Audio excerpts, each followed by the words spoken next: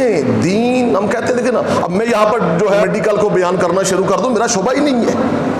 यहाँ पर मैं साइंस चैप्टर खोल लूँ, वो मेरा मौजू ही नहीं है। तो जिसने जो पढ़ा है वो बयान करे। तो जब जिन लोगों ने दीन नहीं ना पढ़ा, देखो सोशल मीडिया पर बैठे हुए हैं, उन्होंने दीन नहीं पढ़ा, वो पता क्या कह रहे हैं जी, ये हमने बुखारी ले लिया, ये तिरमिज़ी ले लिया, ये बाजार से मिलती है, हमने खरीद लिया, इसमें ये बात लिखी हुई, आप इस पर अमल करें। अल्लाह अकबर। तो दीन समझाने के लिए पहले दीन का समझना क्या है, ज़रूरी है। ये बात भी जहन नशीन कर लें।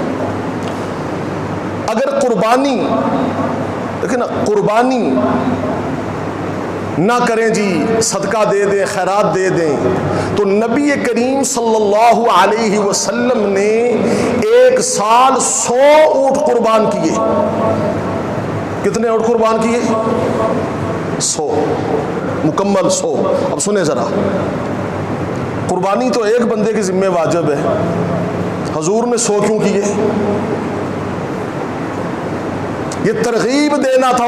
63 ऊँट अपने हाथ मुबारक से ज़िबा किए, 63 ऊँट अपने हाथ मुबारक से ज़िबा किए, और फिर बाकी जो ऊँट थे वो मौला अली इब्ने अबी तालिब रज़ी अल्लाह तआला अन्हु और साहबा के ज़िम्मे लगा दिए कि आप ज़िबा कर दें। तो कुर्बानी, अच्छा कहते हैं जी कुर्बानी करेंगे तो कुर्बानी के जानवर कम हो जाएंगे। आज तक कुर्बानी के जानवर कम हुए? जो बंदा ईद से पहले जानवर खरीदने जाए, मंडियां भरी हुई हैं। जो बंदा ईद वाली रात जाए, मंडियां भरी हुई हैं। ईद वाले दिन जाओ, मंडियां भरी हुई हैं। याद रखना, जब अल्लाह पे यकीन करेंगे तो अल्लाह बरकत डालेगा। अल्लाह क्या डालेगा? बरकत डालेगा। अल्लाहु अकबर। तो कुर्बानी का कोई भी कायम मकाम नहीं है, कोई भी इबादत। अच्छा, नमाज की कोई कायम मकाम है? बंदा कहे जी मैं नमाज नहीं पढ़ता, मैं ज़कात दे देता हूँ, नहीं। अच्छा, ज़कात अगर फ़र्ज है तो ज़कात का कोई कायम मकाम है? नहीं। इसी तरह कुर्बानी का भी कोई कायम मकाम है? कुर्बानी के लिए कुर्बानी ही करनी होगी जो अल्लाह का हुक्म है, नबी करीम सब कह दें सल्लल्लाहु अलैहि वसल्लम की मुबारक सुन्नत है। आइए जी, पहला सवाल, कुर्बानी किस पर वाजिब है? ये पहला सवाल है, मैं इसका जवाब देने लगा, समझ लें ज़रा। कुर्बानी किस पर वाजिब है? कुर्बानी हर मुसलमान पर वाजिब है जो आकिल हो, बालिग हो और साहिबे निसाब हो। आकिल भी हो, पहली शर्त मुसलमान होना। गैर मुसलमान पर कुर्बानी नहीं है।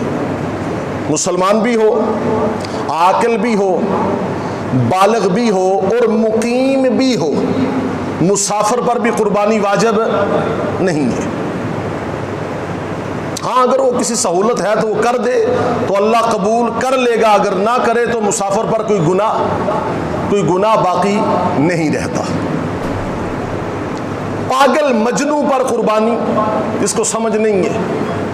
बाद लोग ना मरफूल कलम होते हैं, उनसे अल्लाह कलम उठा लेता है, उन्हें कोई पता नहीं होता अभी वक्त क्या हो गया है, पहनना क्या है, खाना क्या है, बात क्या करनी है। ऐसे लोग, शरीयत ने उनको मरफूल कलम जो है वो करार दिया है। तो मजनू दीवाने पागल पर कुर्बानी नहीं है, कुर्बानी है आकल पर, जिसका अक्ल व फहम काम कर रहा हो। और नाबालिग बच्चे पर भी कुर्बानी, चाहे वो बच्चा है बच्ची है, उस पर कुर्बानी नहीं है। कुर्बानी के लिए बालिग होना ज़रूरी है। अब यहाँ पर एक बड़ा बुनियादी मसला है, आज समझ ले। कुर्बानी साल बाद आनी है। कुर्बानी के निसाब में और ज़कात के निसाब में थोड़ा सा फ़र्क है। ये फ़र्क समझ लें, ये मैं आपको समझाना चाहता हूँ।